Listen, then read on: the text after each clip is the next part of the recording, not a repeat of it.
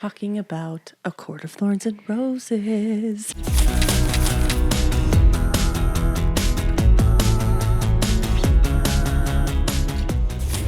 Welcome back to the To Be Read podcast. I'm Vanessa. And I'm Julie. And today, the long-awaited episode has arrived. We are talking about Acotar. Whoop! Finally. Here's the thing about A Court of Thorns and Roses, as I will from now on call it Acotar. So for anyone who doesn't know, this is our warning. This episode is all about the Acotar and even into the Crescent City 3 book a little bit, but we will try to give a spoiler warning before that in that event that you haven't read Crescent City. But if you haven't read it, this podcast episode isn't for you. But I feel like so many people who don't even like fantasy like Acotar. 100%. I feel like it bridges the gap between romance contemporary readers and fantasy, like romantasy and high fantasy readers. I don't know this for sure, but it feels like the Acotar fandom or romantasy started with Acotar. The concept of bringing romance into fantasy is not a new one. Did not start with Acotar, but the craze of romantasy becoming popularized started with Acotar. I feel like it was also one of those books that triggered people back into reading. It was the absolutely. Step back into reading that they needed, the push, the shove, the poke to start reading books again. And that's one thing that I love about the Acotar series is just like, I feel like I can get anybody to read the Acotar series, which is funny coming from the person who refused to read it. So walk me through this a little bit. You read Acotar. Yeah. Did you say, oh shit, this is actually kind of good? Yeah. Well, I was eating them up. Like I read the first book, I think in like under a day, probably like under 24 hours, then jumped right into the next one. And my husband was like, you gonna come up for air? And I was like, no. See ya. Like, these are good. And I think that was something that frustrated me, honestly. I was just like, dang it. Like, they live up to the hype. Like, they're good. Like, Reese is good. The story's good. I think I'll always kind of have a little chip on my shoulder. I'll always have a little bit of a bias because I got in late. And so because it was hyped, I'm just kind of like, like, I think that's why Reese's not in my top 10 because he's in everybody else's top 10. But also it's just like, yeah, I don't know. I've just been told how amazing he is. And I'm like, yeah, but there's also lots of other really awesome dudes too. I want to come back to that at the end of our episode. Okay. I have some thoughts, but at the end. Okay. I read this before, I think maybe the third one had just come out. So I had read it back further. Like I think I read it before Throne of Glass even. Wow. Okay. And I loved it. I had just come off of a Cassandra Clare kick. Okay. You know how many books that woman has? So many. And I had just finished them all. And I remember Googling, what to read next. And Sarah J. Maas was an author. And I picked up Acotar. Loved it. I didn't even get the Beauty and the Beast reference. And you know me, I don't like go in and look at reviews. Yeah. I'll read a synopsis and I'll see if I like it. So I read it, loved it. I feel like I read all 3 synopses before I read the first one. So I knew Reese was the one. Okay. So I didn't fall too hard for Tamlin. Oh, see, that was something else that I knew too, because I was on the Tickety Talks and saw the girl that got the Tamlin tattoo. Eek. So I knew that R.I.P. he was not the guy. Yeah. But also, and we'll talk about this once we get into the first book, he gave me the ick. One thing that I am noticing across all of the different POVs that we now have across the different series is... It's series. We have decided. that Gollum got it right. Series. You kind of fall into the unreliable narrator, right? Reese can do no wrong to Feyre. You see him through Nesta's eyes. He's the villain. You see him in Crescent City 3 through Bryce's eyes. And it's a little bit of the same, right? And so perspective is everything. And to be fair, I mean, if you take any book and tell it from someone else's point of view, it could be easily villainized. The main characters could be easily villainized that way. Oh, 100%. So I felt for Tamlin because Tamlin made some dumb decisions, and maybe it's because I already knew that he was not the one going in. I gave him some grace in that, and I was like, oh, well, he's not the one. like in the grand scheme of things, that doesn't matter. So yeah, I am team Tamlin gets a redemption, and Tamlin was no good for Feyre. 1,000%. Both can be true. I don't understand why people are so against Tamlin getting a redemption arc. Because I doubt it would be like the main arc, you know. Yeah. It would be a side thing. So let's dive into it. Okay. Let's just dive on into the series. I think because we only have 5 books, we can take this like a book at a time. Okay. I don't think we won't go too deep. Right. But I do want to give like a blanket statement of like we will probably talk about some triggering things like sexual abuse. That does come up in the books. And I also want to and all those things. So just take care of yourself and just be mindful. I want to point out that we will not be going like chapter by chapter. This is not that kind of deep dive. Yeah, We're not going to be analyzing the intricacies of certain phrases that SJM uses. Though I do have a problem with a phrase, and I will bring that up. But that will if it's watery bowels. No. So that's not what this is. We're going to kind of get into character development. Yeah. I feel like. And just kind of talk about the books as a whole and kind of like our experiences with them. Okay. So we start out, we meet Tamlin. And we're talking A Court of Thorns and Roses. Book 1. Acotar. We meet Feyre, who is destitute, taking care of her 2 older sisters and her father. Which is your favorite thing ever. Yes. Right from the get-go, you're like, ooh, Nesta and Elaine, I love them. They're the best. And I will say, I don't believe that SJM started the series thinking Nesta and Elaine might get their own books. I mean, 100%. Maybe, but you cannot convince me that she had a plan to carry them through. Yeah, and I've had a lot of time to think about that and Nesta between our conversations, and you see some crucial moments in Nesta's development for the good and the bad. But I will never ever forgive her for not stepping up as the eldest daughter to take care of the 2 younger siblings and her father. But Feyre does. And a lot of it stems from the fact that Feyre's mom dies. She makes Feyre promise her that she will take care of the family. It's a really interesting thing to think about, that the mom would put that on the youngest. Yeah. And it makes me wonder if because this series isn't finished, makes me wonder what else is going to happen, you know? Yeah. I feel like that is a loose end that logistically bothers the crap out of me. Yeah. So you see her hunting. She kills a wolf. You blah, blah, blah. You meet Tamlin. Right away, you get Beauty and the Beast. Like you immediately get the Beast with the horns who looks like a wolf. I still can't really imagine it. Yeah. Okay. Him in his beast form. And also the masks were like 2 things off the bat that I was just like, no, thank you. Yeah, exactly. I was just like, and I texted my friends like, why the masks? Yeah, the masks I don't get because I don't really feel like it really added anything. I didn't mind his beast form, but I'm used to reading fantasy. It's not too far off the mark. I can see it being jarring for people who aren't super into that. Just the antlers. I just imagine them like big horn antlers, like, takes her back to the manor, and he actually shows her some grace, even though she's a captive, right?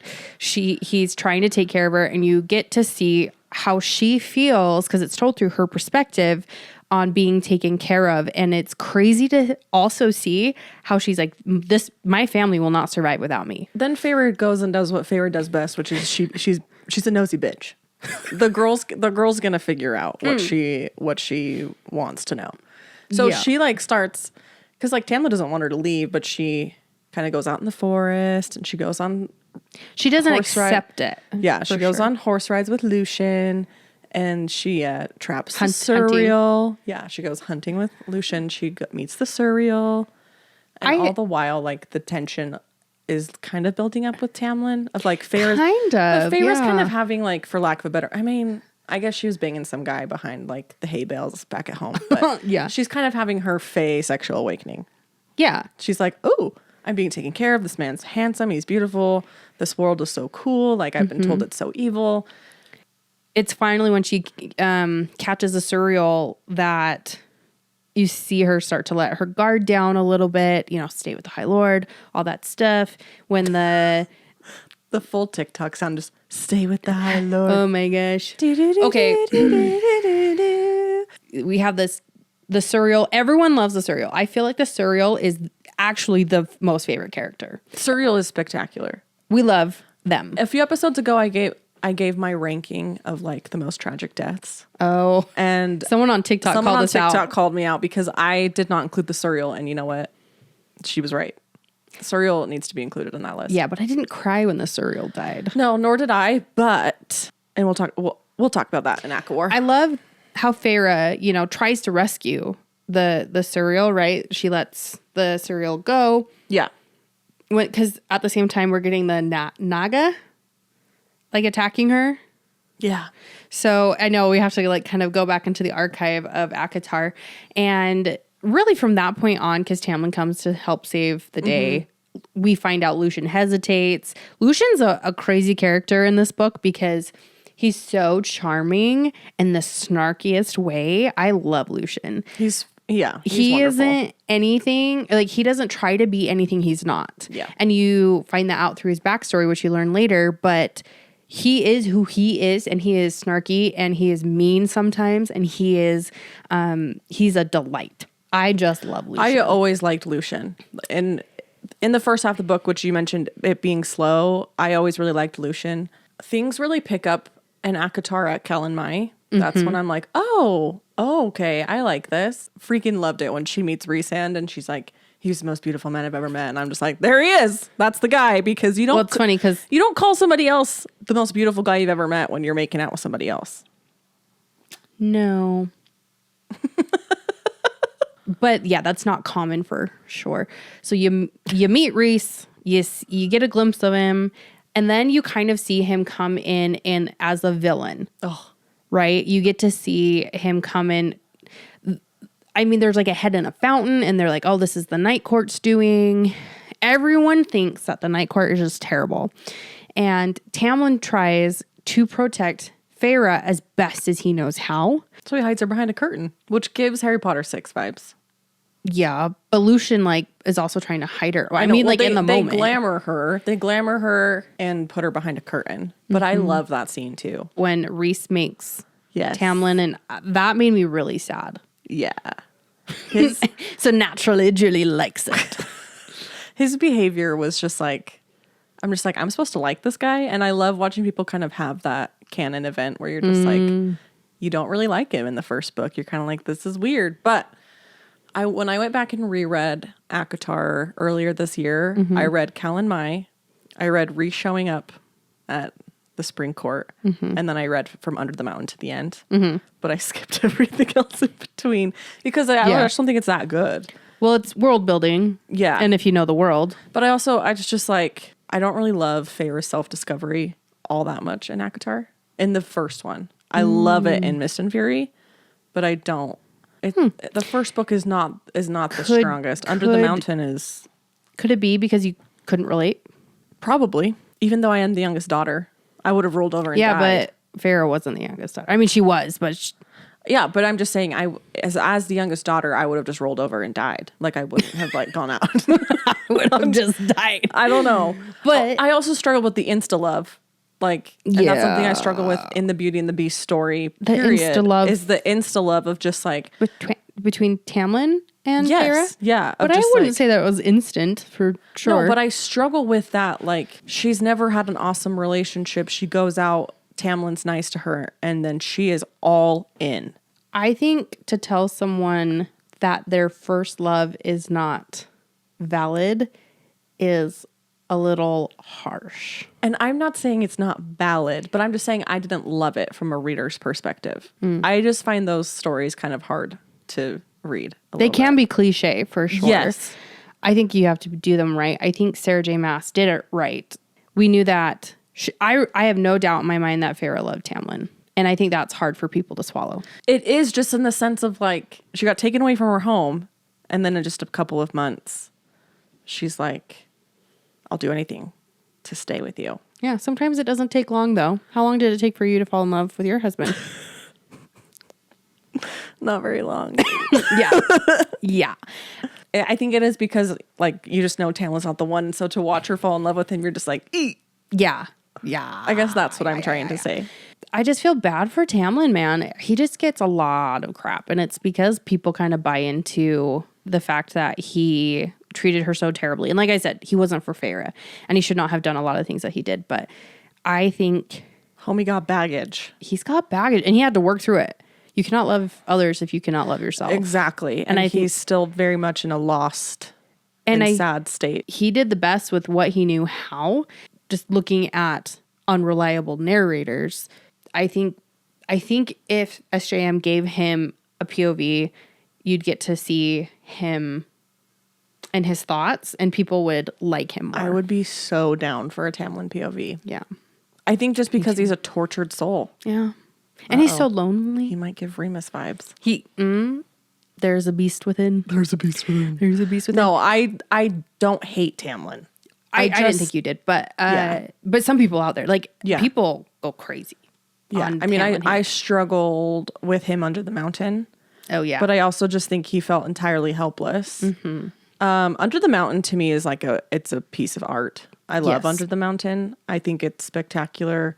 It was very well written. Very well written. Very descriptive. You knew exactly what was happening. You kind of could picture, for how intricate the kingdoms are and like the system to go under the mountain and how like there's this like no man's land there. Yeah. I mean, she tells it very, very well, and it's very descriptive without being overkill. She rode that line of not too much. Yeah. So we get the trials. Poor Miss Feyre can't read, which is very bad. But makes for fantastic internet memes. It does. It does. Her watery bowels and she can't read. We don't love Tamlin in this situation, and it's basically because he has rolled over at this point. He's accepted his fate. He has sent her home. He doesn't think she's coming. And then you learn, Rhys doesn't actually give Amarantha Feyre's name, and like you kind of get to start to Claire see Bedore. The real tragedy. Justice for Claire.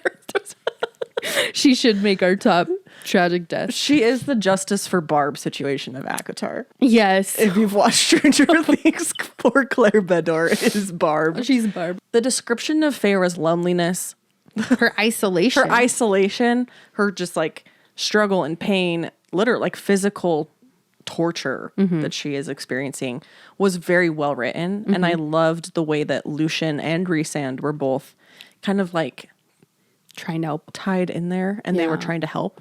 I think that's one thing that made me like Lucien even more was just, I feel like he has a good heart, and he really did come to care for Feyre. Yes. And he becomes a really good like friend through the rest of the series to Feyre. Like, I feel like Feyre really comes to rely on him and just like trust him. You get to see Rhys's sexual assault, which is heavy because that is a gray area that I think a lot of people go through where it's not assault because he technically was willing. He was consenting to save his friends. But it wasn't. But it's not something that he like desired or wanted in any shape or form.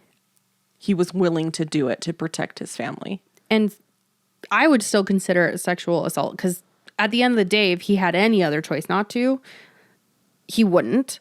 But he made that choice on behalf of saving his kingdom, his people, his court. And to keep the secret of Valaris. And so you don't see sexual assault for men in a lot of these books. Mm-hmm. And I felt like she actually probably could have dived into that a little bit more, but it's a little heavy for SJM, I think. So it is, but I think it also, in a way, would have created a greater vulnerability around Rhys that I think he needs at times. I struggle with Rhys's ultra square shoulders and willingness just to continue soldiering on. Here's the thing, though. I'm going to say something, and I want to hold your hand as I say it. You cannot love Aelin and hate Rhys. I don't hate Rhys. They are the same I'm just person. saying, but you saw Aelin suffering. Like, you see what's happening inside her mentally. Because it's told from her POV. Yes. Give me a Rhysand POV where he's struggling. You see it with Rowan. That's a good point. You see Rowan. You see him working through his lowest. You don't see that with Rhys. No. And I think that's just something, and I really like Rhys. I need that to be abundantly clear. I don't hate the man. I just would like to see a little more vulnerability out of the man that continues to put himself in harm's way before any of his friends, and his friends that are like, I'm willing to do this for you. Yeah. And he just keeps like, nope, I'm just going to do this. Like, I want to know what's happening in here. That's the kind of stuff I like to read about. I love internal torture. Let me read it. Yeah, no, that's and a I just good think point. that would deepen his character and enrich his Oh, yeah. his character. I agree with that. I do. And That's all I mean by that. I just want to see more of what's happening in his head. That's a really good point. And you see him become vulnerable with Feyre, but Yes. it's not in the same way, and it's not from his POV. And so that leads us He throws in these one-liners or these little just like a chapter. like I always think of like the line of it's just your body responding. Like it's just your body's physical response. It doesn't mean you want it. Like that's a very profound statement from somebody who has really gone through like sexual abuse. And there's times where I'm just like, give me a little bit more. Like, Yeah. That's a good point.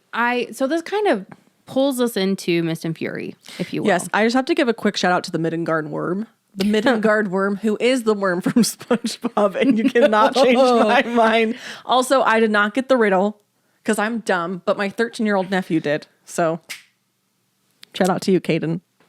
Love that for you. Listen, either did Feyre. Yep. So, But you're not I could read. anywhere. But I can read. But I can read. Your shout outs reminded me. I did have a couple of favorite parts, but where are my notes? Didn't love that Tamlin just wanted to bang Feyre instead of get her out of Hell's quarters, but priorities. Did I write that? Where did I write that? That's spectacular. It's one of your bullet points. I have a theory that the Starlight Pool in Spring Court? the Spring Court either leads to the Night Court or leads to Crescent City or like another world. And I would love to see Timmy Tam Man go to a different Crossover? place. Crossover. I don't know. What's keeping him there? Nothing. You did make a note about the spice, and I wanted to say, stop marketing this book as fairy porn because you are so wrong. This book is so not that spicy. I would say it's zesty. It is you know? zesty. You have like one scene, but I read this and I was like, what? Why is everybody calling this porn? I agree. I remember thinking that too, but I think at the time that I read it, it wasn't like being marketed the same way as it is now. Yeah. My biggest takeaway after knowing everything is what the heck with Starlight Pool. Like, I just can't get over the Starlight Pool because you don't see it throughout the rest of the series. Yeah, no, it's never mentioned again. So I'd love to see it. Going into Akamath, Mist and Fury. Mist and Fury. Which is arguably the best book. The opening sentence of her puking. I'm here for it. What is it? She pukes. Right. She pukes. Is that the line? First line of chapter 1. I vomited into the toilet, hugging the cool sides, trying to contain the sounds of my retching. Who's hugging a toilet? Even if I'm puking? Sometimes that cold feels really good. But it's a toilet. As someone who has laid their head on a toilet seat in my own home when I was a child, it felt very good because it was cold. Anyways, fantastic opening line. Sets the scene for the internal torment that Feyre is going through. The look in your eyes and how giddy you are about internal torment. I just think SJM nailed it in the beginning of this. Feyre's trauma and Tamlin's trauma and their inability to meet each other where they're at and after what they've gone through is so good. It's so good because they have both gone through similar experiences, but they are dealing with it in completely different ways. And I think this just goes to show how we just change when we go through hard things and why some people just don't make it out together because big differences in how we're coping here. That's very insightful. Tamlin puts as much control into everything as he possibly can, which I relate to so much. If I'm going through a hard time, I want to control every single facet so I know what's going to happen and how it's going to happen.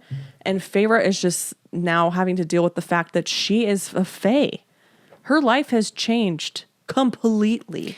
I feel like it's not even the fae part. It's the fact that she killed people. It's the fact that she killed people, but now it's also her, like, I'm also going to live forever. She kind of has to reconcile with the choice of, like, do I want to stay with this guy?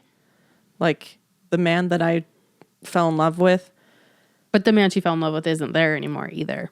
That's hard. That's true, because he's changed as well. But the opening of Mist and Fury is so good, and just the anxiety is so high. I remember reading the second chapter where Tamlin and Feyre actually have sex, and I was just like, this is so wrong. Like, you feel it in your bones, how just not good it is. You see a lot of PTSD. We kind of glossed over this in Acotar, but I mean, when Feyre dies, it's very traumatic. And you get to see it through Rhys's eyes on how Tamlin just like tears Amarantha apart. And Tamlin legitimately feels more comfortable in his beast form after that. And yeah, he's going through some stuff. Poor guy. I sent you a TikTok the other day about how Feyre is the enchantress of the Beauty and the Beast story. I subscribe. I thought that was very interesting. That the Beauty and the Beast story is only just beginning. That would be the wildest little ride. Goosebumps. And so we see Feyre, not that it was Feyre's fault or anything, but everything that happens with Feyre and then Tamlin, and he just gets ruined, right? And throughout the rest of the series. And he's just like a broken man at the end. So pulling through from the tragedy that was Feyre's death and how it affects Tamlin now, they're both different people. They both are handling their PTSD in completely different ways. Feyre is wasting away. Rhys finally calls in on his bargain, and he said their wedding. At their wedding, I loved that. The drama. First off, Ianthe, you suck. Yeah, you are easily the worst character She's ever the created. Umbridge. Ooh, she's Umbridge. Me gusta. I know. Yeah. Showing up at the wedding, so great, And then I loved the description of the night court. That's not Valeris. The crazy thing is I instantly knew that was home for her. Right? Like there was just something about her that you could just feel that you're like, oh, he takes her to the night court. But she can see outside. His private residence. Yeah. Right. But like she can see the mountains and stuff. Right. Okay. Yeah. So it instantly kind of feels like home. She's wasting away. He even makes a comment to Tamlin, like, I didn't realize that you've run out of food. Like she's literally just living half a life. That observation was so astute. And I just was like, he really saw her and saw what was happening. Whereas Tamlin was, I don't know. Tamlin was just like going through so much of his own stuff that he wasn't even able to like notice what was happening. Tamlin reminds me of the people out there who prefer to brush things under the rug. 100%. And they'll forget about it and eventually it'll go away. And because some people have that capability to literally just like lock it in a box and never feel it again, but also not combust later on down the road when the box is bulging. He did combust. So I think he was trying to handle that way and it didn't work well for him and he has to figure that out. Rhys saw her for what she was going through and who she truly was and gave her a purpose. He instantly wanted to get her training. He instantly wanted to get her to read. Which felt like an incomplete idea a little bit to me, but we'll go with it because him making her write sentences about him being like the most handsome was just that was so funny. Yeah, I also agree that kind of was a weird, incomplete area, mainly because it's like, oh, and she picked up reading. Yes, that's where it was for me. I'm just like, I don't know about that. Yeah. But and yeah.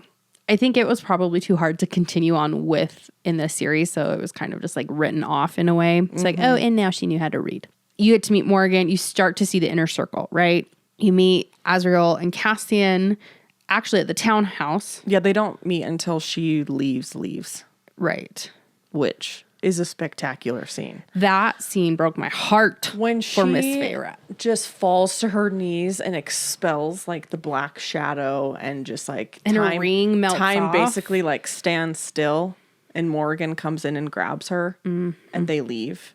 And then And this is why I don't believe Morgan is bad. We get to meet the inner circle when she finally accepts that she is no longer a part of the spring court.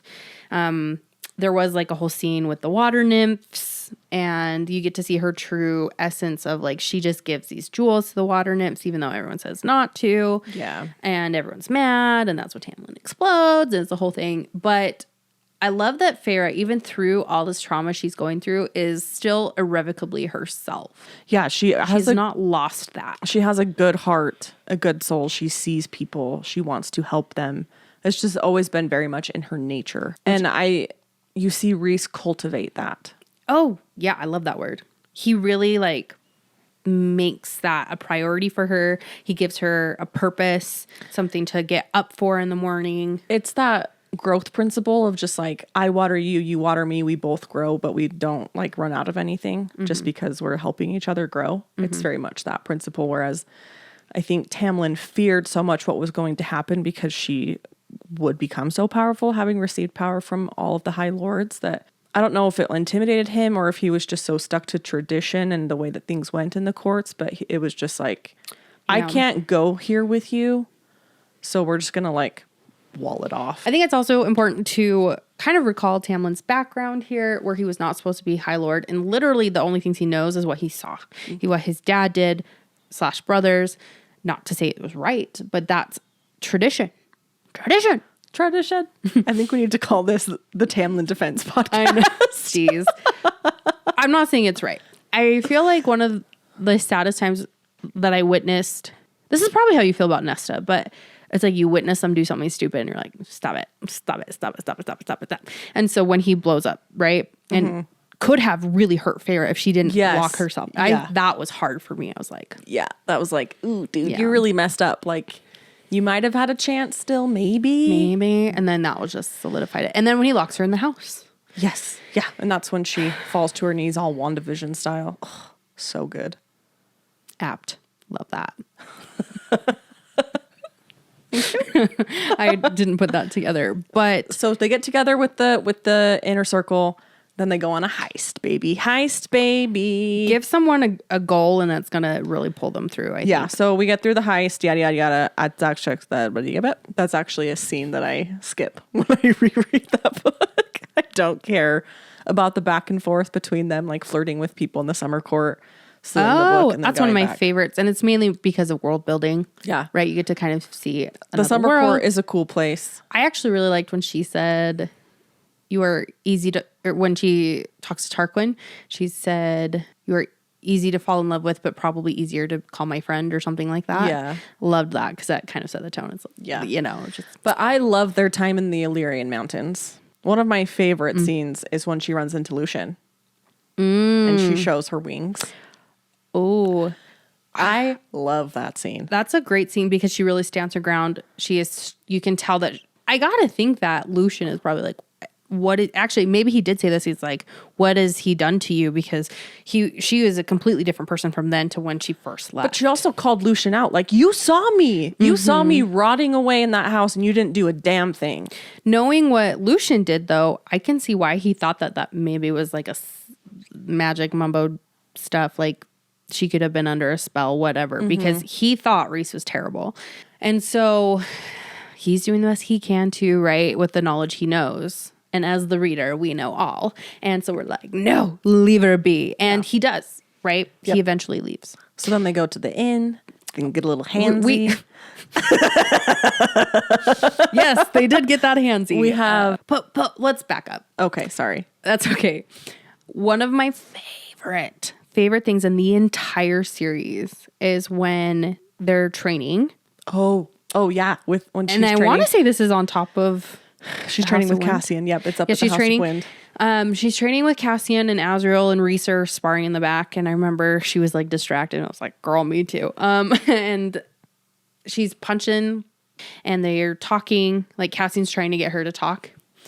And she eventually is working through some emotions, and she basically like her hands are on fire and burns Cassian's gloves, and then all of a sudden she feels the wings around, and it's Rhys's wings, who wasn't even like right there with her. Yeah. At first I thought it was Cassian. I was like, especially from the comment in the first book, and it's like Cassian would have been like, if you don't marry her, I will. So for a minute I thought Cassian was like trying to put a move on her. Yeah. But then it was Rhys, and he just like blocks everyone out. And not that, and I think they even say like, and Cassian and Azriel went and sparred. Like they leave it alone. Yeah.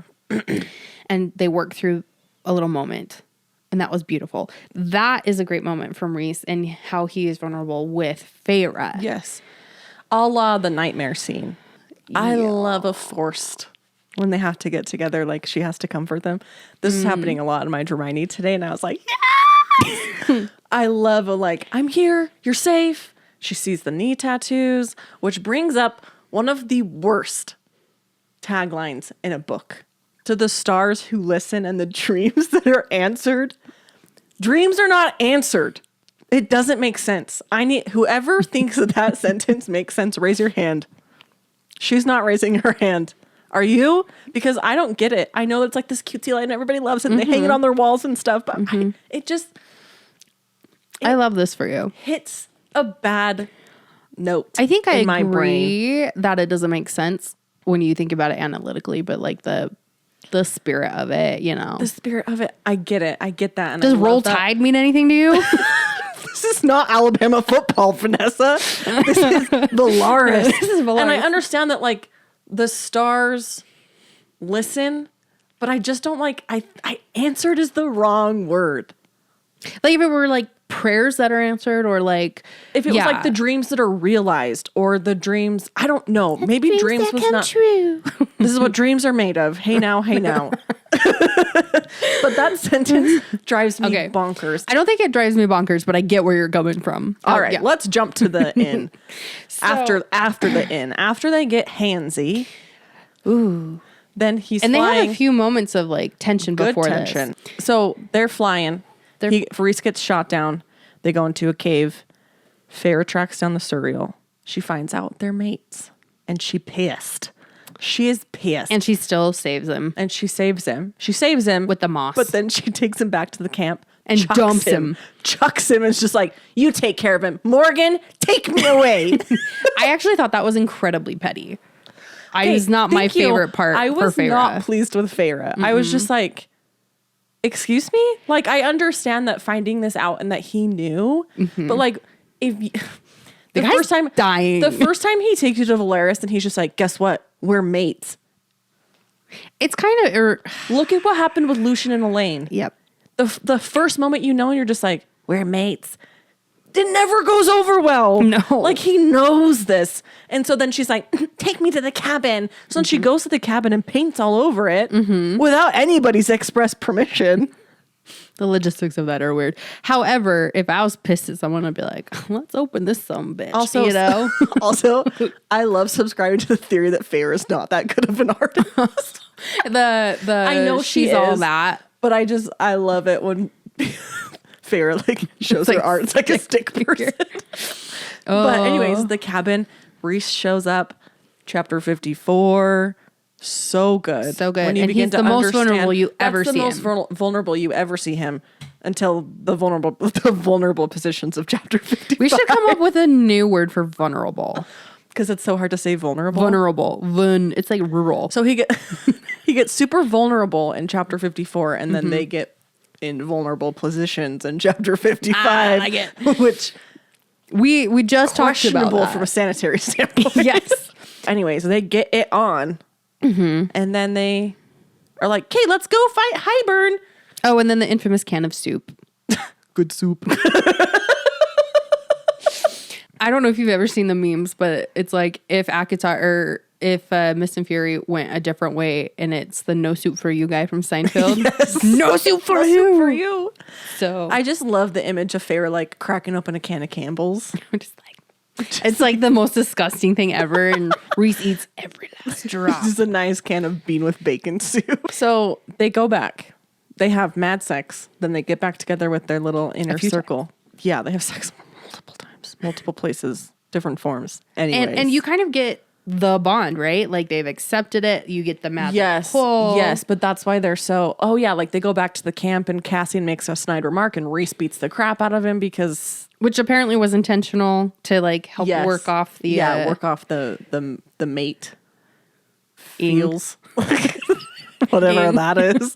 And then... But then they like, let's go defeat Hybern. And this is where I'm just like, SJM, you're pacing, girl. Like, and she's normally really, really good at this, but this did not. It did not transition. You can't go from like this high emotional moment of these characters coming together, literally,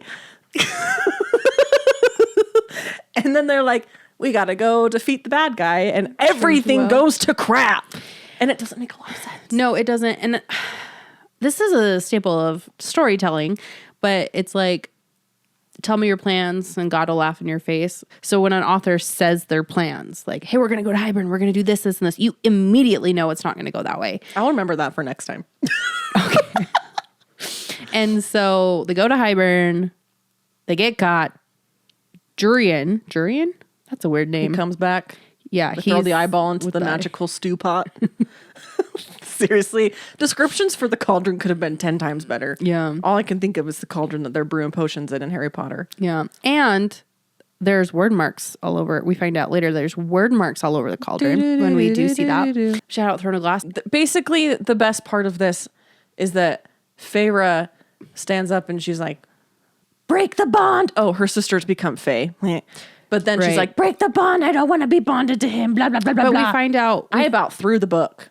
I was like, Feyre, you horrible. You thought that she actually was going to break the bond? They can't go do this. And then she's like, I take it back. I want to go with Tamlin. I was just like, what is happening? Okay, so Tamlin and Lucian show up, right? And instantly we're like, oh, shiz. What is happening? It's understandable, but everyone is shocked that they're there. They're shocked that Nesta and Elaine are there. That wasn't a part of the bargain. And Tamlin is actually really mad at that. And then Hybern is like, hey, I have you all under this like magic blocking spell. And because we find out, you know, like when Feyre climaxes, she can break things. It's like Violet Sorrengel's lightning. Orgasmic lightning. So we find out that she can, you know, send out her energy and break spells. This, what do they call it? A spell breaker? And that's from the day court? Something like that. Something like that. And at that point, Hybern has shredded Cassian's wings, put this like no magic zone. Yeah. Cassian's bleeding out, and now he's throwing the sisters in the pot of stew. And then one of the sisters pops out and Lucian's like, you're my mate. You're my mate. You're my mate. And I think he probably only was like just shocked, like, you're my mate. And I don't actually think if he would have like stopped and thought about it, he probably wouldn't have said anything. And then Nesta, so the cauldron gave something to Elaine and Nesta took. So then Nesta goes in, stirred around, comes out, and she goes in, she points at Hybern, right? Yeah. Very ominous, that Nesta creature. All of this very traumatic stuff is happening around Feyre. And so then she's like, I have to give in. Something's got to give here. And I think is he threatening Reese at that point? I think so. And so she's like, just break the bond, and I'll go with him. Yeah. And then everyone else can leave. So she sends out the wave to break the spell around them. And then the way I think about it is there's two lines to Reese, and she kind of gave the hand tattoo line of the bargain. And was like, here, this is what you need to cut. Yes. It reminds me of Hercules when there's like the line and there's like, what's the matter with the thithers? Yes. The thread won't cut. Yeah. And so very much. There's two to Reese because there's the bargain and then that's how I imagine it. Oh, I like that. Yeah. Cause she kept the other one hidden and was just like, break the bond. This is bargain. But yeah. So then you get Reese's POV. Mm-hmm. And I was thinking about this today because I have a history of telling SJM that I'm mad that she won't write a wedding scene. Yeah. But I have now decided, here I am changing my opinion again. Because we provide space for that. I don't need a wedding scene. I don't like reading wedding scenes. I think they're awkward. They're uncomfy. They're weird. They're kind of fun to watch. I don't need a wedding scene. I will watch one. Like in like a movie setting? Yeah. But I don't need you to write a wedding scene. So I redact my statement. I'm sorry. And this was a really good choice because my jaw was on the floor. But what I don't like is hidden weddings. Like with Lorcan and a lead, they're like, and they're planning their nuptials or whatever, right? And like, so you don't like that Rhysand and Feyre just like snuck down to the courthouse, basically? I mean, I'm sure that's what Feyre wanted, so have at it. But elopement. But like without the inner circle, I don't know, man. I was listening to a podcast today and they were talking, the host eloped. And I think that's how I would do it. If I had to redo it, I would elope. But my inner circle, I'd be like, hey, I'm going to go do this. I'd at least tell them. She didn't have anybody there. No one. No one. And I'm talking about the podcaster, but also Feyre and Rhys. But so I think that was kind of sad, especially for Cassian and Azriel, who have been with Rhys forever. Side note, is it in A Court of Mist and Fury or A Court of Wings and Ruin where Azriel teaches Feyre to fly? That's in Wings and Ruin. I like that scene. I think it's funny because you get to see Azriel's. There's some funniness. gems in Wings and Ruin. Mm-hmm. And actually, when I first read it, I liked it more than Mist and Fury, simply for the sake of there's no contention between Feyre and Rhys. Like, and that's something that I love so much is that once they're together, and there's never any questioning or anything like that, which of course is how a mate bond would go. Like, if you're supposed to be together, it's going to work. But I also loved getting to know the inner circle more. But again, just like at the end of Mist and Fury, I think there's pacing and also just storytelling issues in Wings and Ruin that I'm just like, So you start out, she has gone back to the Spring Court, and I love that. Court. Yeah, she is undercover agent, though. I love that. For her. And she is like my finger is very out there. She is like ruining Ianthe's life, and I am living for it. Oh yeah, because we all know she's like shining brighter. She's breaking her hands. It's just like everything you could want for that awful human being that you never love want how to see you again. get to see her Daemati powers kind of come into fruition because she meets another Daemati, the weird incest twins. Not the incest twins with the poison apple. I actually wonder. It's good. It's good. Okay. I love Feyre and Lucian's journey back to the Night Court because they don't have powers. And then, of course, the iconic scene of them on the ice and the shadow of wings and then just like the landing of Cassian and Azriel and she can see their siphons. And I'm just like, yes! This is the best. Yes, that is a yummy Lucian's moment. Brothers. Yeah, they're not great gems, are they? For those who are listening, I just flipped off the camera. Thank you. Going back, before that even, going back into the Spring Court, Feyre's there on a mission. Mission completion. And I'm trying really hard not to do like that's what she said jokes, so it's not working out well for me. Nope, I'm just handing them to you tonight. You are. Like Reese did. Okay. So This is an awkward she is literally there to split, to destroy. Yeah. She is a nuclear warhead. Just taking things out, but not a nuclear warhead because she's like slowly poisoning things from the inside so that they shrivel and die. The whole like she's Tamlin like a really Lucian good thing. weed killer. She's Roundup. She's a good old bottle of Roundup. Yep. Yeah. I didn't expect her to try and go between Lucian and Tamlin. She did, right? Like she planted the whole when she's like in his room at night. Or when Lucian comes into hers. Yeah, that was a weird moment to see cunning Feyre. Yes. But I think it really adds some depth to her character. You look at Feyre in Acotar and then Feyre in Akawar and you're just like, me gusta. There's a lot that she's been through and she's learning her powers. So yeah. So then you get to see like the destruction of the Spring Court and then she goes back with Lucian, them getting to the Night Court zone. Iconic. Love that for them.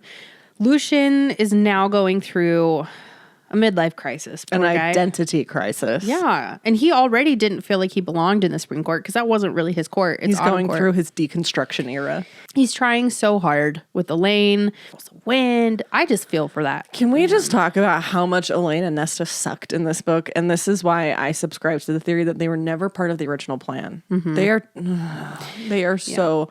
And Feyre's like, my sisters! And I'm like, your sisters suck. Yeah. They always have. I've changed my mind about one of them, but in this book, they're terrible. And I get they've gone through stuff, but I will always be the person who is like, your trauma does not define you and it does not define your actions now. I can empathize with you and I can see why some of the decisions you've made are there. But at the end of the day, it's you and your actions that define who you are going to be. So when you see Elaine just like completely shut down and you see Nesta go through her thing, and I actually think like the war helped Nesta with that. That gave her a purpose. Because she isn't so insufferable in her trauma until her dad dies, right? At the very end. Yeah, that's really a breaking point for her. Right now, she's just insufferable as is. Yeah, she kind of becomes a raging biatch. Yeah, I did after the war. I did not like in, I think it's Mist and Fury where they go and have like dinner at their estate. That was a weird moment. They're trying to like. And she's like, is there food? Yeah, because they're trying to talk to the queens. Yeah, the queens in general, weird. They're not very well fleshed out. And I think that's another thing that Wings and Ruin, things are just not very well fleshed out. They're going places, they're trying to do things, and a lot is happening, and it's kind of overwhelming. Yeah. I think the biggest weak points, though, and I'm going to brush over a lot that happens in the book, just because if we give a full recap of Wings and Ruin, they'll be here for hours. Yeah. You know? So the things that really sucked in Wings and Ruin that I look back on now and I'm just like, why did you do that? Is one, Feyre's full power only being used once. And that's in the summer court when they're being attacked and she goes to battle that one time. And she kicks butt. Oh, yeah. Like she does awesome. But every other time there's a battle, she's hiding. They're keeping her back at camp. Her and her little water wolves. Yeah, that was cool in the summer court, but she never does that again. That's in Valaris. Remember, she's the protector of the art district or whatever, of the Rainbow Road. Anyways, I feel like she's very underutilized. Oh, it's funny because people are like, oh, she's not the strongest. I was like, she could have been. Grievously underutilized. And for the way that she was built up in Mist and Fury, the way to seeing her used in Wings and Ruin, I was just like, you missed a big opportunity here. SJM could have like Aelin in Throne of Glass. Little spoiler if you haven't read it. Skip 30 seconds if you have not. Aelin had all this power. She was burrowing into her power for months. And then she expels it. Eventually she doesn't have power. But that was the kind of lift that we needed in Feyre and that we never got. You never see her truly at her full power. And she could have been so highly utilized in the war, I think. And I feel like I understand that you can't just like join the crew and immediately get to war. Like she was learning to fly, all of that stuff. But if Nesta can go and do the blood right after how long she trained, then Feyre could have been used at full power in Wings and Ruin. Preach. So that right there is weak spot number one to me. Biggest war crime. Number two, Feyre's dad showing up. Cheap. Oh, I kind of liked it. But was it cliche? Absolutely. It was cliche as crap. Where has the man been? He's going to show up on the Nina the Pinta and the Santa Marina like Christopher Columbus. And he's just like, I'm here to save the day, all to have his neck cracked. Like, I don't know. I struggled with that. But I think... they had to have a death because they didn't have a death otherwise. And that's the thing I struggled with. Amryn should have stayed dead and I will die on that hill.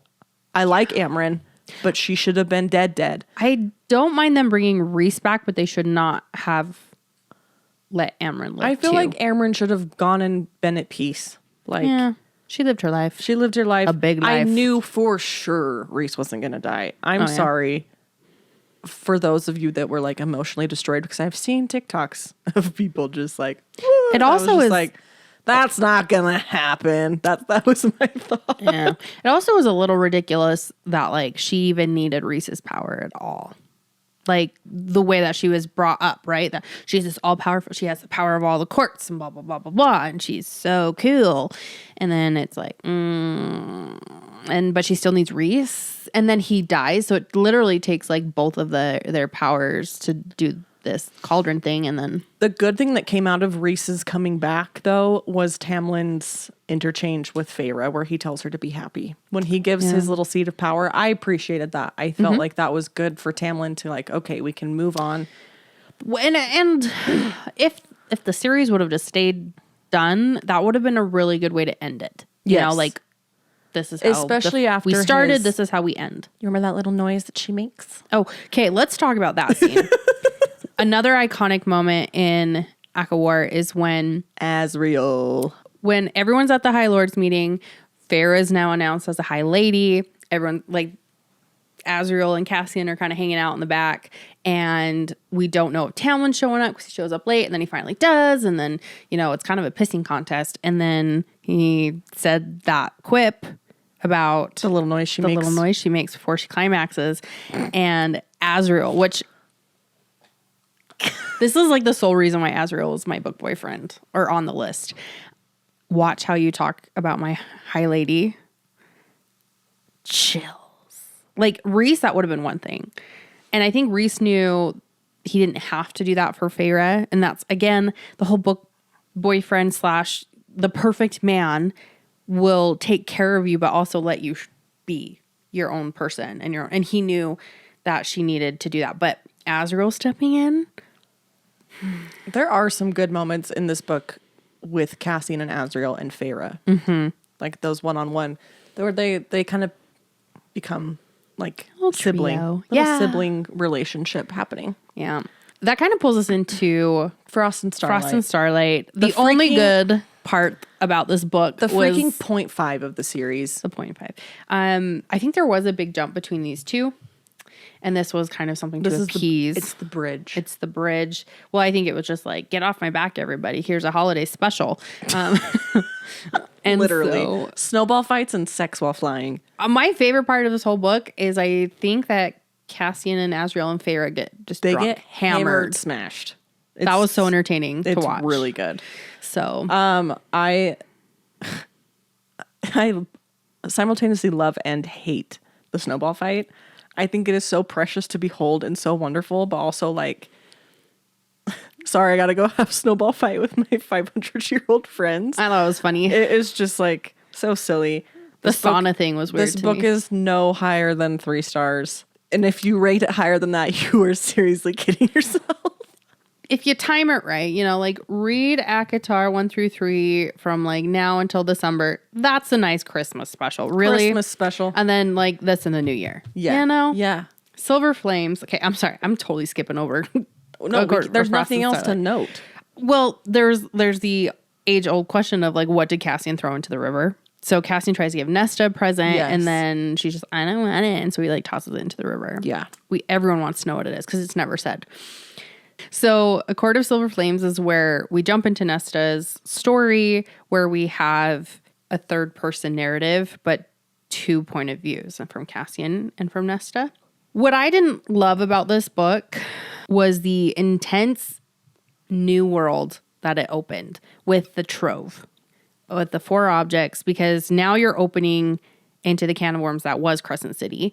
And just like everything, it was really hard to follow. In fact, I should probably reread it because I like, even now I'm like, wait, I know there was trove pieces and there was a mask that controls dead and a harp and like these things, but I even can't recall. And it's mainly because I feel like SJM hyper focused on Nesta's trauma and on her journey out of it. But what wasn't incredibly satisfying for me was trying to follow along with the plot that was interwoven between that.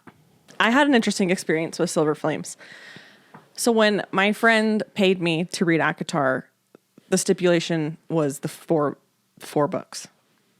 These 4. Yeah, up to Frost and Starlight. Okay. They said Silver Flames is really spicy. You don't have to read it. Like it's like basically like a side story. It was very spicy to like the main comparatively. plot. So after I finished Frost and Starlight, I started reading Silver Flames. But I had a few friends come up to me and just be like, I don't think you're gonna like it. Like it's really spicy. I think I said that to you. Even. Yeah, you're just like, I'm a little nervous for you to read it. Like I don't know if you're gonna like it. So I put it on the shelf and I was just like, maybe there will come a time. Like I'm very intrigued by it. And I actually went through and read like a synopsis of it because I was curious. So I put it away. And then I read Crescent City 3. And spoiler alert for Crescent City 3, but also if you haven't read Crescent City 3 yet, don't. Read Crescent City 1 and then just leave it. That's my opinion. But Nesta is in Crescent City 3, and she's a completely different person in Crescent City 3, and I was just like, who is this and why do I like her so much? Like, this is very intriguing. I loved her interactions with Azriel. I loved who she was. So after I finished Crescent City 3, I was like, it's time to read Silver Flames. I'm ready to see this journey. So I picked up Silver Flames then, which was after I'd read all of Crescent City. So just kind of like, I broke it up. I feel like that's actually probably... It's kind of a good way to do it. Yeah, that probably affects how you feel about Nesta. Yeah. I think it You helped. saw the end. Yes. I think it helped because when you see Nesta in the end, you're just like, oh my goodness, like what has she gone through to get here? Because she was unbearable in Wings and Ruin. So then I read Silver Flames and I absolutely loved it. Is it gratuitous in its spice? Absolutely. Like, it's ridiculous. But as someone who has read The Body Keeps the Score and has like learned about trauma and the way that it expresses in people, hers was definitely a trauma response. And Cassian was a willing participant. Her sex addiction. Yeah. Her sex and alcoholism made a lot of sense from the point of view of just like somebody dealing with like really heavy trauma. Yeah, I agree. It's a numbing thing. Was the book too long? Yes. Mm-hmm. It was too long. But I loved the story of climbing the stairs don't make a lot of sense because you're going down. I feel like we all have thought that. If she were climbing up the stairs, 100%, but you're going down. It's like she goes down Is until it she's because tired she knows and then how she many comes she up? has to climb up? Like, is that what it is? I don't know. The stairs were always a little confusing to me, but I loved, like, I am the rock against which the surf crashes. Mm-hmm. One of the best breakdown scenes ever when she's at the lake with Cassian. After, like, probably one of the most abhorrent things that Nesta does in the entire series by Telling Feyre. blurting it out to Feyre that she's... And it was methodical. That was the worst part. Yeah. She knew what she was full doing. of so much anger, and she was like coherent. She knew what she was doing. And It didn't just like blur out. No. She was just like, okay, I'm going to drop this. This is where we're going. And it was interesting to see Rhys villainized here. It was terrible to see the way Rhys hid things from Feyre.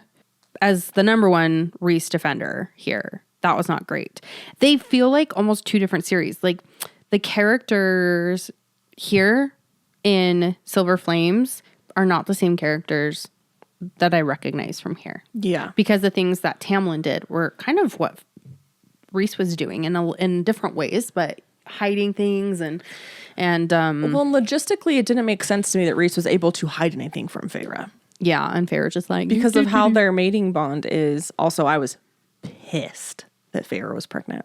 Because if I'm only going to see Feyre at full power because something happens with Nyx, no, thank you. I mean, I'll read it, but I'm not going to be happy about it. Let's be real. One thing that I loved about the scene up at the lake was that Cassian took her there to protect her from Rhys, but also Cassian was pissed. I appreciated that, like, double-sided version of him of just like... He loves Feyre too. I love you, Nesta, and I will protect you, but you screwed up big time. And like, I'm not happy with you. I'm going to make you climb You were going to climb the mountain. But the lake. Her breakdown at the lake, I don't know if I've ever read another passage in a book that I have related to more from a mental standpoint.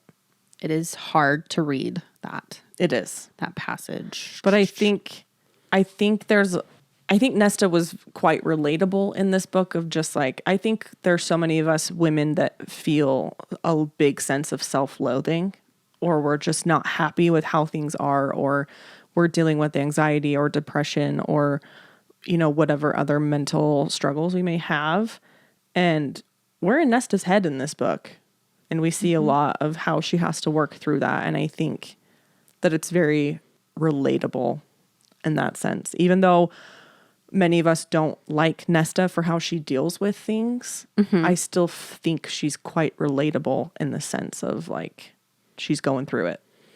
I really felt for her. And knowing that SJM did a bunch of interviews about how she felt out of any character she could relate to Nesta the most is eye-opening too. My spiel on Nesta, and this is the nicest I can make this, is anyone, and I said this earlier, you are defined by your actions, not your thoughts. And I'm not saying your thoughts aren't valid, but her actions make her awful to me.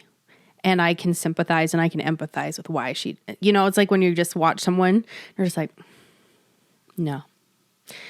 So I will never be a Nesta fan, ever. And it's for that reason. And I can totally get why though. Like I can totally get why she did the things that she did. But at the end of the day, I'm an action girl. It doesn't change what happened, knowing the backstory, knowing her internal. So there's no forgiveness at any point. Do you ever just have people you don't like? Yeah, I don't. That's totally how I am normal to not like people. I will never like her. Okay, I think that's fair. I can respect that. But like also, I'm like if I saw her at a party, I would be like, I'm leaving. Because, Nesta and I would hang out at the same parties. Actually, we probably would. We'd both be at that tavern. I feel like I need you to know that I can see her internal trauma and like how it affects what she did. But at the end of the day, it's actions for me. And that's, I just, it's interesting just because I really like her and you really don't. And it is what it is. It is what it is. But it's just interesting because I love her. I'm so glad someone does. I've got to have characters you feel like that about, that you really didn't like, that I'm like, I really liked them. That's probably me and Lorcan. Did you really not like him, though? I don't care for him. Like, really, that much. Was never, like, invested in his well, he's story. A side character for sure. If Lorcan went and got his own book, that'd be weird. Yeah, and see, I just don't think it was originally part of the plan. I think she would have been written way different at the beginning. What could have been? If it was the original plan. One thing I actually really liked about Nesta, book 1, is she went to go try and find Feyre. That was a cool little I just don't moment. think the sisters would have been completely helpless in the beginning if they were meant to be a greater part of the story. And I think it's interesting to come to understand Nesta and like what happened to her as a child, just like how she felt about her parents as a young blood. And then the death of her dad and what that did to her, like the fire and the cracking of the wood. But yeah, I just feel like it was such an in-depth look at someone who has been like, I don't know, it was just such an in-depth look at someone's psyche that's been through trauma. Yeah. But it was just hard it was hard to take an unlikable character from the first 3 books and be like, let's like her now. And she's still going to be a raging bitch. I actually felt like I didn't like her more after Silver Flames. Just with all the stuff she did. Again, and I'm an actions girl. She did some pretty hard stuff. As someone who has 2 sisters, we've never been like nasty to each other, but there's been times that we have fought and been upset with each other. And it always like ends up okay. So I think that might be why like her saying something like that and being mad at Feyre and like blurting out and just like being so rude. I'm just kind of like, that was crappy. Okay, you'll just move on. But I know that my experience with my sisters is very different and it's not always the best way to handle things. But I don't know, that while that action made me mad and I was just like, you screwed up, it wasn't like an unforgivable. Well, it wasn't just that one too, right? Like she is spending not even her money. Yeah. Like it's a series of things she's doing. It's not just her being a bitch. Don't you also feel like she was dragged into this? Like completely against her will? Yeah, but it is what it is. One. Like she creates her own group of friends in this book, which I loved because she never felt... to House of Wind. Yeah, because she never felt comfortable in the inner circle, which I get. Like you feel like an outsider, you feel dragged into this world that you never wanted to be a part of. So change your circumstances. So then your sister's just like, here, take the credit card, go crazy, and then we're going to cut you off and lock you in a house. Didn't love that. Didn't love that at all. Again, it's actions. I guess there isn't credit cards. I don't remember how that went down or if she was just like, bill it to the palace, Like she could just have been saying that. I think Feyre at first tried to give her what she thought she needed, like what Farrah could have wanted. Like, just give me, let's make it a smooth landing. give her a place to stay, which was a shitty place to stay, right? But Nesta picked it. So she, goes and does all this terrible things. And I'm not, to be honest, that's the most forgivable thing I can think of. But like between that and just her overall attitude to people, not cool. Like, there are people who have been through sexual assault. There are people who have been through the fact Farrah didn't ask for that either. Elaine didn't ask for that either. And they're not being nasty to everyone. Like, you can kind of have your own stuff. And yeah, she did feel that way, but then go change your circumstance. Elaine completely shut everybody out in the third book and refused to speak to anybody. Which is better than being a raging. I'm not going to say that's better. I think she probably kept her relationships more than Nesta did. Well, don't we all know people that are self-destructive? No. I just feel like Nesta's she has a self-destructive personality. Yeah, but to give someone license to be self-destructive is giving into that, Like, if you don't like it, go change it. Like, you don't want to be here? Leave. You don't want to do this? Go. You don't want to be a part of that inner circle? Walk down those stairs. So why didn't she leave? What a great question. Why didn't they leave before they put her in the house? Why didn't she leave Valeris? I don't know. I mean, granted, she didn't have anywhere to go. Yeah. I have to think, though, if she would have went to Farrah and was like, I need to start over. Like, she had an honest-to-God conversation with Farrah. Said, I need to start over. I have no means to make my own money. Can you give me this amount? I just need to go. I'll write to you once a month to let you know I'm alive. You know what I mean? Yeah. I felt like she just kept living in this nightmare of hers and didn't fix it. Well, I also just think she didn't do the work to fix it till the end. But I think she felt so trapped where she was at, and like a caged animal, she just continued to lash out. Oh, I'm sure she felt that way, but why did she not just leave? Like, why did she not change her situation? But when you're literally being kept hostage too. But that was before. No, that was before. Instead of going and drinking, instead of spending everyone's money, why did she not? Because there's some time between. I don't know these. if she was coherent enough to do it at her lowest of lows. At your lowest of low, I don't know if you're always able to make the choice to change it. I think that's why people get sent to rehab. So are you comparing the House of Wind to rehab? Basically. Where people are forced to stay? She could have left at any time. She just had to walk downstairs. Yeah. She should have just sat down and taken a break. Had a little pack. Like, just sit and just wait it out. Also, just roll down them. Slide. Just like get a little sled. Slide down those suckers. I don't know. The stairs don't quite make sense to me. I love Nesta. You don't. It's fine. I struggle with it a little bit because I love you and I want you to like what I like. Yeah. No, that one's going to be a hard pass. Here's the funny thing is before I came over, I was at the dinner table talking to my husband and I was like, this is literally the hardest thing to talk to Julie about because she feels so deeply for these people that aren't real. Just one. Just Nesta. No, you feel deeply about a lot of people. Like if I were to come, I mean, this is. Are you talking about book characters? Book characters. I thought you were just talking about Acotar. Well, no, I am, but like for these few that are on your inklet and that are on your no one your from Acotar's list. on my anklet. Thank you. If Nesta could, I'm sure she would be. No. But I don't love her like that. I will defend her. So I'm telling my husband about it and I'm like, I'm kind of nervous because, we don't agree.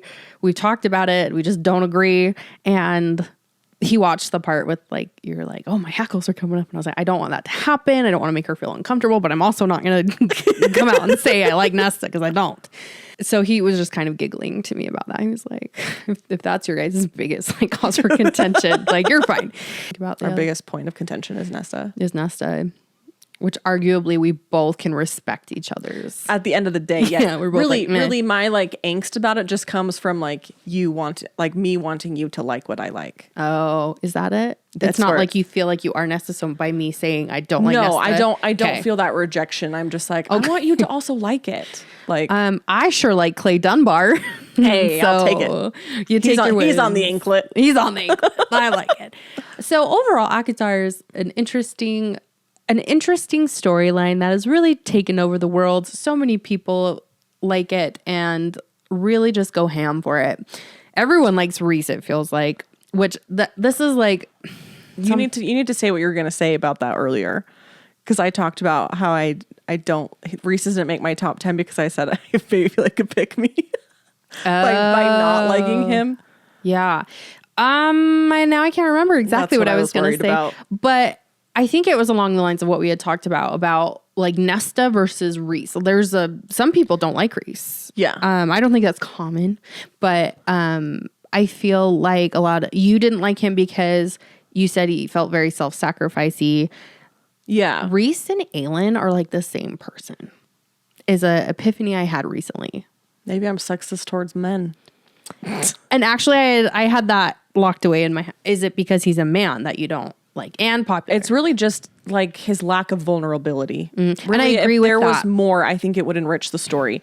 I don't dislike Reese. I think Silver Flames added a little depth to Reese in the sense that he's not perfect. And to see him through someone else's eyes, I think was kind of a cool character study of just like, we've just had 3 books from Feyre's perspective. Reese is her person. Narrator. Now let's go to a third person story told mostly from Nesta and Cassian. And Nesta and Reese do not get along. They kind of have the same relationship that you have. I mean, like you are the Reese to Nesta, I feel like. Yeah, I have way more in common with Reese. Yeah. And I really don't have that much in common with Nesta. I don't handle things the same way. I think I just... Okay, the trauma. Back to your trauma thing, right? Yes. Like a lot of our episodes do. Do you like her because she went through trauma? Or do you like her as a person? If you didn't know her backstory and you saw her at the end, middle to end of Silver Flames, would you be like her? I like her. Probably. Okay. I like me a broody character. She's very broody. I'm talking about real life. If you met someone like that. I have a really hard time putting these characters into real life. Okay. I think that's I don't think there's many broody people in real life anymore. There are people who are just like, like I'm not going to be here or whatever, but people aren't just like there and broody. No, I don't think I'd be friends with Nesta. Right. That's what I'm getting at. But I think Nesta's an interesting character study. Okay. So do you like her? I like her as a character. And I like what she represents and like expresses as a character. I can respect her story, but like if she were, I can't make her a real person. Yeah. So, I mean, I definitely have more in common with Reese with how I even think. Like, I kind of can see more of the self-sacrificing stuff and like his reactions there. You can see more of Nesta's, and this is why we just make a great little pair, because we can see a couple different sides and have a perfectly great conversation about it. Yes. One thing we didn't even mention was, Emery or Gwen or any of these new side characters. Who I love. They're fantastic. I love a girl gang. I love that she created her. And this was something that I thought was so beautiful that Nesta did, was she created a space where she felt comfortable with people that she felt comfortable with. Yeah, she eventually, during her healing journey. I loved that for her. She created a space for her to reside. And I love that. And I thought that was a very big move on her part to go out and make friends. And to... Because she did it. She instigated it. She instigated. She invited the girls to come train. I thought that was very big of her. And that was something that I really admired about her. This is going to sound really weird, but I relate to a lot of the male characters. Like the trauma that the men tend to have in SJM books. I liked Rowan. I liked... And more so than a book boyfriend. Like their actual personalities. Yes. And maybe it's like the broody thing because... Well, that's why my anklet. Yeah. It's not just, I don't have book boyfriends on my anklet. It's like characters that I love. Yeah. I actually just thought they were book boyfriends. No. But there's some that stick out to Remus me more than Lupin others. is not a book boyfriend. Well, you wouldn't be his book girlfriend because he gay. One thing I love so much about Acotar is just that it brings so many people together. Like I have so many friends that have read it, and it's so fun to talk about it and like share ideas and like opinions and talk just all things Acotar. I think it's opened up a space for people to talk about books and love fantasy and all of that. It's also taken over the internet, and times I'm just like, can we like bring other things up to popularity too? But yeah, I think we picked a good book series to rally behind and to support and kind of like throw all of our energy. I think it's a good one. I don't think it's the best. I like it. I love it sometimes, and other times I'm like, what the And I think it's fun to be like, I love to fangirl over it, and I also like to be critical of it. I don't know. We can live in both spaces. Yeah. I think it's SJM kinda is fun. doing just fine without our opinions on the matter. I mean, it's just like, I love that people are obsessed with it and they get tattoos, and that's awesome because I enjoy it. But I also am just like, I don't know. Sometimes I like to be a little contrarian, but I do love it, and I will never not. I do like the unified front that Acotar has given the internet, really. Like, I even watched a TikTok of some guy who's not affiliated with Book Talk at all, and he's like, I walked through a Barnes & Noble, and someone was like, have you read the new Acotar? What the hell is Acotar? Or, you know, like, it literally is something even people who haven't heard about it, like, have heard about. And I am appreciating the mass amounts of men that are reading Acotar, like, genuinely, and like going to their partners and being like, oh my gosh, this book. Like, it's just so great to witness, and I love it. Yes, it's given a voice to a lot of people, and it's introduced them back it's brought people back into the fold. It's a gateway drug. It is. Once you've read it, you're hooked. Let's hear your thoughts and, you know, ponder together on what Acotar has done for the universe. Thanks for listening to another episode of the To Be Read podcast. Remember, books are for everyone, books are for you, and we'll catch you next week. Bye.